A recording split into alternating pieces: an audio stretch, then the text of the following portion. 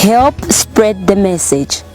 Like our page, follow our page, and share our post.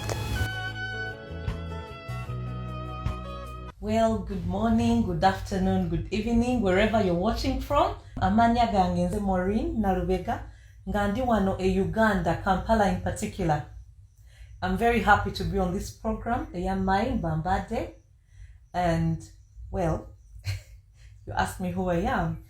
Deborah, thank you very much for hosting me on this program. And I am a mother, I'm a wife, I'm a daughter, I'm a sister, and a woman who is willing and lovingly pushing the rest of fellow women up front. I'm a teacher by profession, like I said already, and a human rights activist who just refused to be defined by what society wants us women to be, by what our culture wants us to be. I respect the culture and society, but it does not define who I am. So basically, I decided to just speak on my gift of speech to try and empower and motivate and inspire other women around me. I speak to all people, all women, all children, all girl children out there, including men, because without you, then our rights cannot be upheld. I am a person who speaks to everybody, the young and the old, the poor and the rich, the healthy and the sick, the voiceless and the voiced. I am the CEO and founder of Crystal Mind Motivational Limited, Uganda. About my education background, I went to nursery school, of course. I went to Kawempe, Chirokole. It's a church school. It was a church school then, a nursery school. And most of the language that we used there was Luganda. Luganda is our local language, the one I used when I was beginning my interview. So shortly after, I was then moved to an uptown school, which was Christ the King. And that one, I found some challenges there. You know, as small little kids, I hardly would speak any English. So they kept laughing at me, but that didn't deter me from playing and enjoying my nursery school. And I eventually learned and caught up. For my primary school, I went to two schools. I went to Namagunga Primary School, and that was an exotic school where we had our head teacher was an English nun called Sister Genevieve, and then we would eat pudding and eat all this tinned fish. It was quite interesting. However, it didn't last long because I was then moved to Namgongo Primary School, where I had to learn the real thing. And when I say the real thing, I mean digging, I mean washing your own clothes, I mean having to learn to take care of yourself. Actually, two things I learned from that boarding school were self-defense and self-hygiene. Self-defense in terms of bullies. All schools have bullies. Those days we also had bullies. What does that mean? Somebody would lose their uniform and they'd just come to you and tell you, "Weyambule, take off your uniform so that I could wear it." So you had to learn to have a thick skin and say no. So those are the things I learned in that school. Of course, besides education, the normal 4 subjects, English, science, SST, and mathematics. I then went to Our Lady of Good Counsel for my O-level secondary school. Again, it was a boarding school. But while their life was easy, I became a student leader. I became a social welfare prefect. Like I told you, for me, life is about others. I need to see that other people are happy. I need to see that other people are enjoying themselves. So, yeah, that was it. I didn't end there. Lucky enough to go to Makerere College School for my A-level. And yeah, I enjoyed myself, had my 2 years there, learned a lot of English. Maybe one memorable story that I have in my secondary school was I was admitted into a literature class. And then I had not studied literature for my O-level. Now, the first exam we did in my literature A-level class, it was poetry. I got 0. I got 0, a very fat 0, and then my teacher wrote on my exam sheet, which donkey is this? See me. For many, you would have chosen to be angry and hate this teacher, but for me, it was an encouragement. I just wanted to disprove to this teacher that, you know what, I can still make it and come out with a B for my final exams. And that is what it was. I excelled at literature, and guess what? I was admitted at Maureen University as a teacher of English in literature. And I was majoring in English as a second language and literature in English. Well, my education background goes on, and then I went on and did a master's, and then did postgraduate diplomas and many other things. But today it's not about me and my education background, Deborah. Today is about my story. Well, I'm not very proud of how it started, but I'm extremely proud of how it's going and how it ended. Well, while in my final year at Maureen University, I, like any other child, I would go out, I would enjoy myself. As a young lady, I looked pretty, I had an education, I had a few English words to speak, and yeah, I was relating. By relating, I mean I was dating. So in the process of dating and experimenting and doing all these things, I fell pregnant in my final year.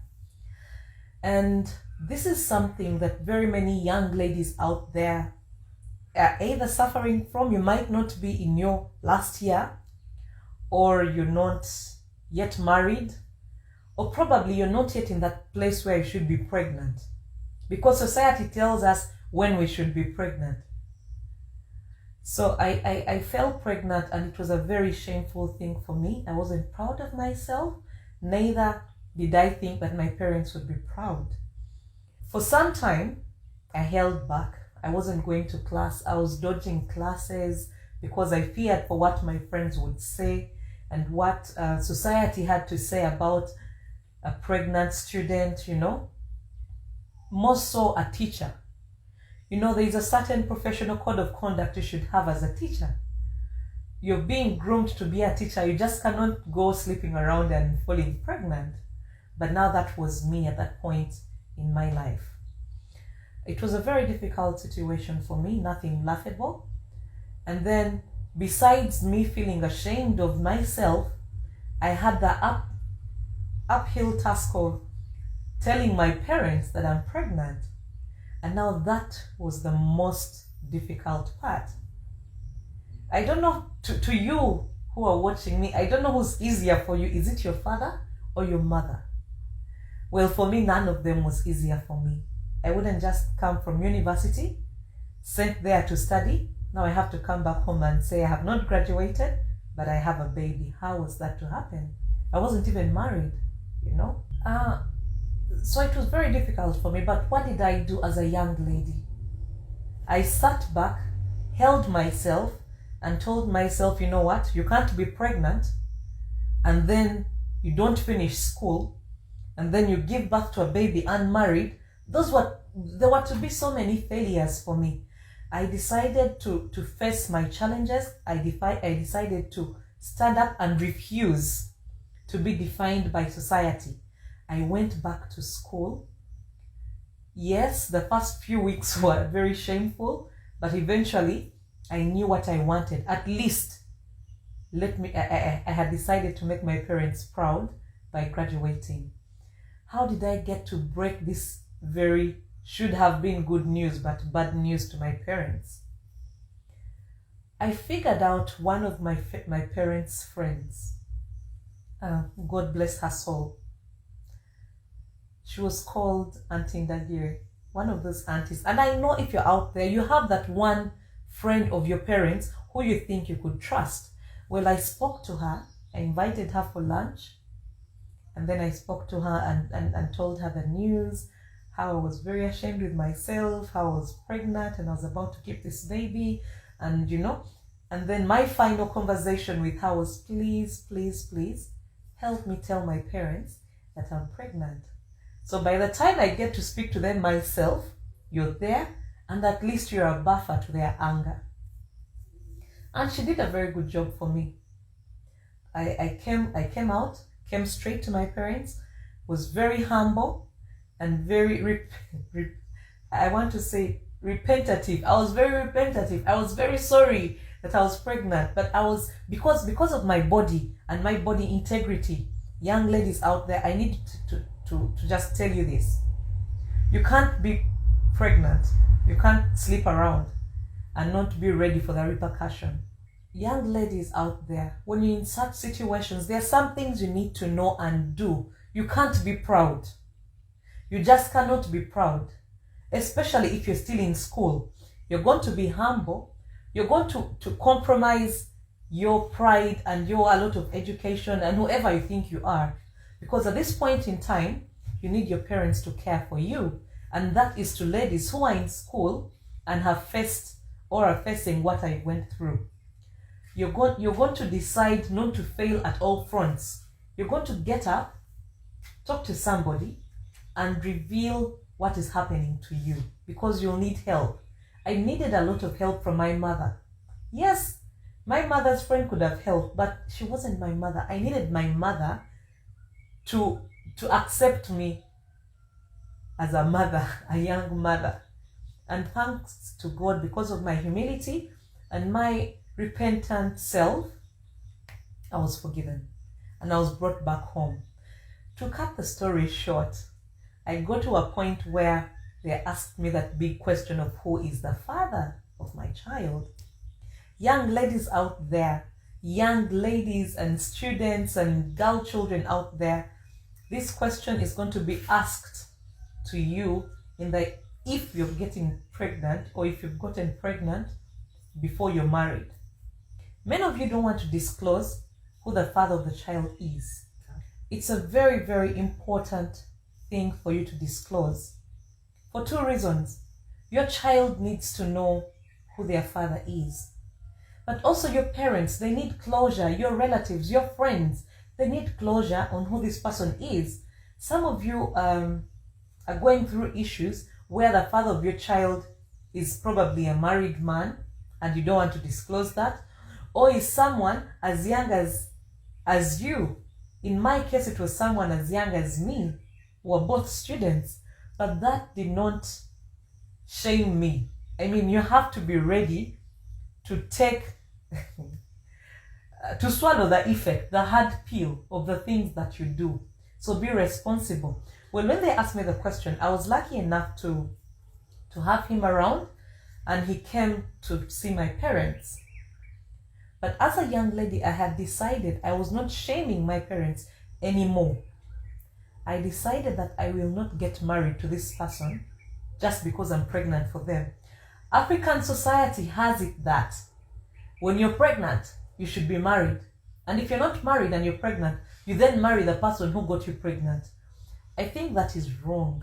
I will categorically say it is wrong. It's not fair to the young lady and to the young man. As a young lady, you need to decide and know what exactly do you want in your life. It's acceptable you're pregnant. By the way, it's wrong at that time, but it will be okay depending on how you take it, okay? I'm not encouraging you to get pregnant out of wedlock. I'm not encouraging anybody to get pregnant at school. But all I'm saying is that if you unfortunately get pregnant, please know exactly what you want and how you want it.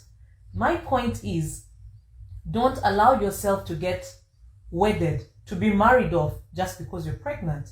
You could end up marrying the wrong person. For him, he was just having a blast and enjoying. Unfortunately, biology happened and you fell pregnant. Then you end up tying yourself to a person who does not love you for the rest of your life. So I'd like to thank my parents who did not force me into marriage. But this is because I had also made up my mind that that would not happen. To cut that story short, what else happened? My father then said, you have to go and finish your school. He paid my fees to finish my school. And also my husband was still in school and he had to study and finish. Now, we did not decide to get married. We decided to be students. Okay? So, young ladies out there, Don't tie your fate onto your pregnancy. Don't tie your life, your success, your dreams, your education, your jobs, your careers onto somebody else just because they got you pregnant. Continue to live a life of an individual. I did continue to live my life as an individual because my father told me, you are a girl who has a baby. So you must work hard and make sure that you provide for your child independently in the event that your husband doesn't come. So women out there, these are some of the things I want us, the bold conversations that I want us to have. I want us to know that we have body integrity. You get into a situation where you share your body with somebody else and then you start to hold them captive for a decision that you also made. But in the event that you didn't make that decision to fall pregnant or to relate with them, that is something else that we need to discuss. But if you did, young ladies out there are things you must decide for yourself. Decide your education. Decide your career. Do not hinge your success and failure on somebody else. I didn't do that. That is why today I can sit here comfortably and I tell you that I went through all my studies and I finished comfortably. It was hard. I had to do jobs, odd jobs here and there. I have vended food to provide for my child. I have vended food. I have had to vend wallets. One of my most embarrassing moments when I was vending wallets is I met my baby father's sister in the saloon where I was vending the wallets. But that did not deter me. Today I'm here because I have decided that society will not decide for me who I am.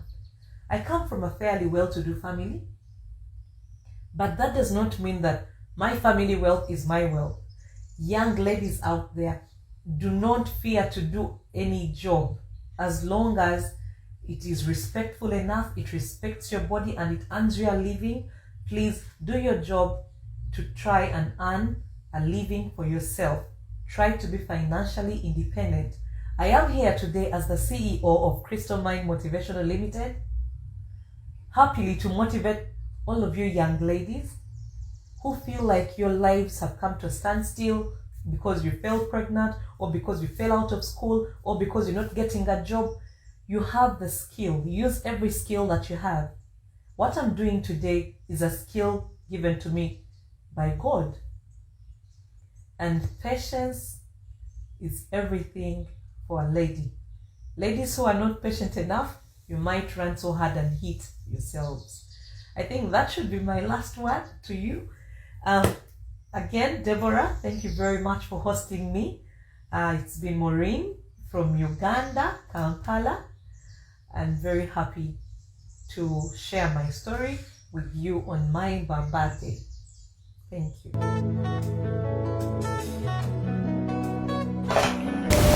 Help spread the message. Like our page, follow our page, and share our post.